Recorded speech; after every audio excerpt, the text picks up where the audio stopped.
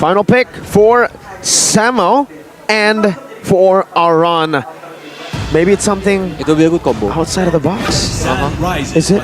But Khalid, there you go. I mentioned that Khalid as an option other Clayyy, than the Claude. Yuzong. The Collide. Come on, come on. Give me That's us Is it gonna Atlas. be Atlas? Cobra Atlas. Is it gonna be another pick of your and it's All right. Rock? Yeah, Not as as we fun. know, Rock with the Gardens of Barrier can just disturbing Farxia feather of air strike stance. Yeah, it works. It's just not as fun. But it works. The Khalid is fun enough though, right? I mean, they were like, they're holding on to it. They're like, you know what? We already have a lot of fun with the Khalid, and I think with the Khalid pick here, better lane against Bakito compared to Yuzong. Yuzong kind of gets bullied in the early phase of the game, so the Khalid actually has a way to win this 1v1 against the Bakito early though. Early, only early. But now Martis is look promising Yep. for RRQ. It can jump the wall from the Grok. It can just running away from the Raging Sandstorm, from the Khalid itself. And it's Yeah, a it might be really perfect good hero. early game pressure as well. There's no other choice. So they do go for the Martis last pick. And I gotta say, ladies and gentlemen, I honestly love the drafts from both of these teams. Help us out here. Coleus, our beloved analyst. Wow, with this kind of playstyle, I think RRQ gonna play more aggressively on the early game, especially with Martis. They can contest the turtle more easily. But meanwhile, on the Aura side, using the Dryennn as the jungler, there might be a contest, but we are looking for very high mobility on the mid lane because Yif and Grok, they can easily clear the wave minion and moving either to the gold lane or to the EXP lane. And remember the keys to victory, Coleus as well as Mirko. You need to be able to open up space for Van in these retribution contests. They don't have many tools. They have Grok on Samo and they have kind of the Raging Sandstorm from the Khalid, but in a full 5v5 or even a 4v4, I do believe that RRQ has what it takes. And with that, ladies and gentlemen, let's welcome you to game number 1 of RRQ and Aura Fire. Well, well, well. What kind of gameplay that they want to show on this match? Because using the Martis, using Dryennn, both of them are utility junglers, so we might be seeing that there is a kiting gameplay, but look at the bottom lane. Oh, this is really good already. Aran might be first blooded. Oh, 1 HP. Banana's looking for a flicker here. Let's see if he can get it. The body blocks, but the angles from Banana. He does not slip. Well played, first blood. Wow. The ideas are it's make the Clayyy having a level 2 on the XP lane, but they got the first blood. What a bonus on the early game. Oh no. That's not a good early game here for the side of Aura Fire. RRQ steamrolling for the moment. Looking for another pick. Samo! This might be another. Naomi's looking for the solo kill, flickering forward. Samo with another flicker as well. Flicker for flicker, but it's a win for Naomi. Forces Samo to recall. At the moment, we do have a little bit of time here. Sure, Naomi's been an issue, right? He's always doing this on the Cho, opening up vision, giving information for the Beatrix. But look at the emblem for the side of Grok. Very interesting here. Very different. I want to point out not the Grok here, but the Dryennn. Usually we see Quantum Charge on Dryennn. Now, for Van, he went for Brave Smite. I think he's trying to be more sustainable during the team fights happen. And yeah, I'm quite agree with you, Eterna, that Grok is using to pull yourself together and the weakness finder. Maybe it will help the other teammates to like following up the movement from the Grok itself. He's looking to facilitate his team. That's what differentiates Samo from all the other Groks that we've seen so far. But look at this, already a collapse onto the next turtle. Van and Ferxiic are equal in level. It's a 50-50, but it looks like our Fire's outnumbered. Definitely now. Way the Dragon locking him down. Whoa, what? How? Van didn't even use Retry. A blunder from Ferxiic as Aran goes in. Appraiser's Wrath and one more Raging Sandstorm. And Van gets it as well. A big win for Aura Fire. My goodness. What happened with the Retry on Ferxiic? Wow, it's one turtle, 1 kill points, even the retribution. Even he already got the way of Dragon, but now Banana is losing his life too. Uh-oh, Van walks up. Oh, he steals it again! What in the world, Van? Who let this man cook? Aura Fire strikes back here in the first 3 minutes of the game as he goes in aggressively onto Clayyy as well. What? Yo, Van is the man for sure. Clay's walked down by him. Top prediction though. Yo, Choji and Coleus, the only two RRQ votes. But yeah, if you're looking at the RRQ drop, I think they can play very, very stable, using like the Farsha as the high ground defensive, having the Beatrix. It's one of Skylar favorite heroes. Even if they want to pick playing the pick off playstyle, Naomi has it, using the Cho. That's why I'm choosing the RRQ. Might be win this first game. Yeah, it should be different after all those heroes are level 4, right? It banks on those ultimates to come through. And we'll see if Naomi's able to pull it out. Because so far, Naomi has only been focused on allowing and giving Skylar the space that he needs to farm. Not really looking for any pickoffs on the board or translating it onto the objectives. But using the Samut ability to clear wave the minion very quickly, they can just waiting for enemies on the jungle like they have right now. Oh my god. Wild charge ban? Oh, what? That's a violation. Clayyy got dove under the tier 2 and the base turret in the 4th minute of the game. They are playing very quickly, diving into the enemy's jungler, waiting for someone to go pass by because they have enough crowd control, because they have enough damage on this early game. As we know, Power of Nature from Grok, it can make someone have losing like 2 bar of EHP. Let's see though, Naomi's looking for an opening once again. Has the Jikundo ready, but Van just picks it up for free. Still comfortably in the lead. Aura Fire holding onto it. 2 turtles for Aura Fire is not a good story, Eterna, because they are losing the level, they are losing the advantage from the turtle itself. If you look at the goal difference, it's 2k difference now, leading by Aura Fire. And the problem is, Amardis needs to snowball, man. Very difficult when you're playing in from the behind. Look at this, Aran and Banana in a 1v1 situation. It looks like Banana is looking for that pick, but he might be taken out, still able to dash away for now, leaving Aran a little bit behind in terms of rotations. And Banana can move forward here as RRQ will look for something in the top side. That's worth it though. Aran actually denied a whole cannon minion of XP from Banana. Yeah, he just wiped them up, so he didn't have the chance to destroying the outer turrets yet. But waiting for the third turtle, the movement from Aura Fire seems more not too aggressive because they know they need to wait for the momentum. Also, they have kind of shifted their focus. I don't know if this is an ongoing thing up until the late game, but earlier on, you saw the constant pressure that they were putting on it to Clayyy. And the fact that Clayyy couldn't rotate as much as we usually see him, and the fact that Clayyy is usually the main shot caller and the man who anchors RRQ. It looks like RRQ a little bit disheveled here in the first 6 minutes of the game. But now, Power of Nature gets him out of harm's way. Naomi wasn't able to find a Jeet Kune Do to Samo. And look at the collapse up top. They're trying to enable Kabuki, get him through these sieges. Again with the Brody, it doesn't matter if you get kills in the lane, as long as you get these turrets charged and a flicker combo. Now Skylar's taught it up. He flickers out, but it's into the real world place. He gets knocked up, and Kabuki with a flicker and a double kill. What a play from Aura. beautiful, beautiful wild charge there from Samo as they go in for more. Ferxiic gets taken out just like that, and that is going to be another pick for the side of Aura Fire, 3-0. Looking at Samo playstyle, I am having some kind of deja vu. It's like Donkey who are playing the Grok right now. Do you remember when Donkey is using the Grok, he always go into the enemy's jungler, always locking his eyes to one heroes and always follow the heroes no matter what happened. That's how he got it, the moniker Barbar. Donkey Barbar was the name because it comes from barbaric, because that's the way he plays, super wild. And it suits Grok wild charge, you know?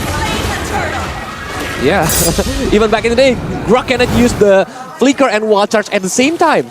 But now, with Samoet trying to locking at Clayyy, I think it's a very important, like Eternal mentioned before, even the audience prediction is all on RRQ, 88% against 12%. Poor Aura Fireman, only 12%? Where's the faith? Ladies and gentlemen, but I do understand RRQ support is all around the world. They're global. As Aran here, still able to get out, but he might not actually. Naomi. But no, still, Van, as well as Aran, they get out. Looking for invades here. Ferxiic is 2 levels below, and Van is just manhandling Ferxiic on that Martis, man. Right now, they're going on to the purple buff. Both junglers have retry, but again, Ferxiic is just forced out, and Van will not retry this. He's just gonna take it and walk around to the orange buff. He wants to deny everything from Ferxiic.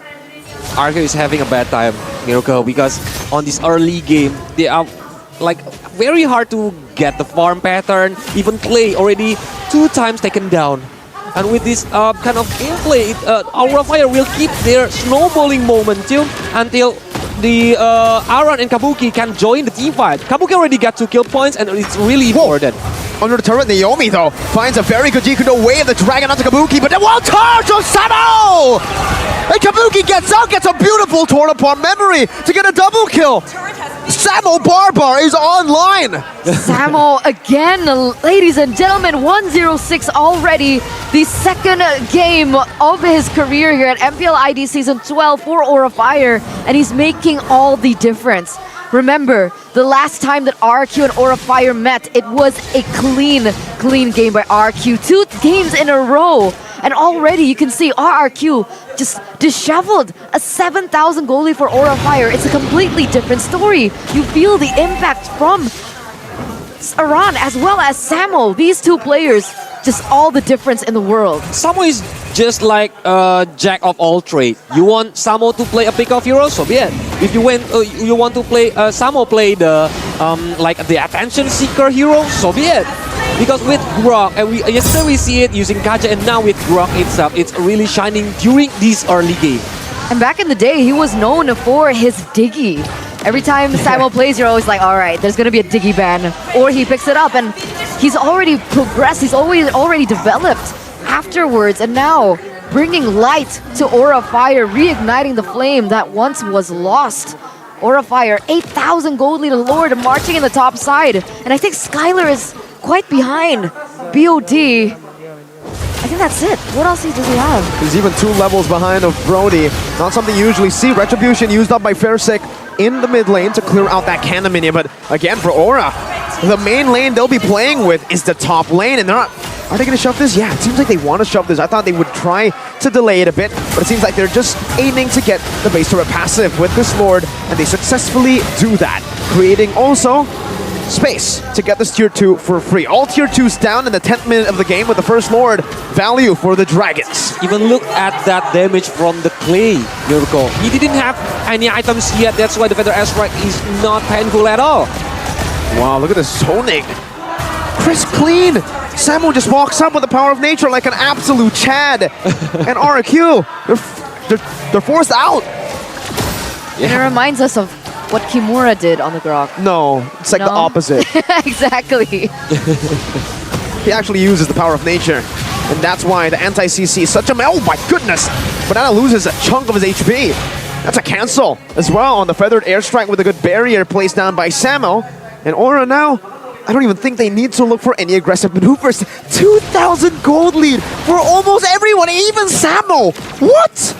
Oh my god, it's really a one-sided game because even Clayyy didn't have that lightning truncheon yet. And yeah, Eternal already mentioned it, that Skylar just have the BOD Swift boots. 11 minutes. Enough. Yeah. It's already been 11 minutes. Finally, he gets the Malefic Roar, a little bit more firepower when the sieges from the side of Aura Fire happen, but I don't think I've seen this before. Aura Fire, 10,000 gold lead against the Kings of Kings. This is number 1 in the standings, by the way. Exactly, what is this season? I think it's all because the strategy. With this kind of gameplay, Aura Fire just want to shut down Clayyy. Yeah, Mirko already mentioned before that Clayyy is the radio tower for RRQ team itself. That's why they just want to shut down Clayyy, so Clayyy cannot give any information to his team. And no damage output. Every time he goes in for the Feather Airstrike, Samo, without a care in the world, with just being unbothered, whips out that wall and cancels it out. RRQ, they need to figure a way to bait these resources, I think, before they commit with their heavily reliant ultimate composition. They need that damage from the Feather Airstrike. Somehow, they need to be able to do that.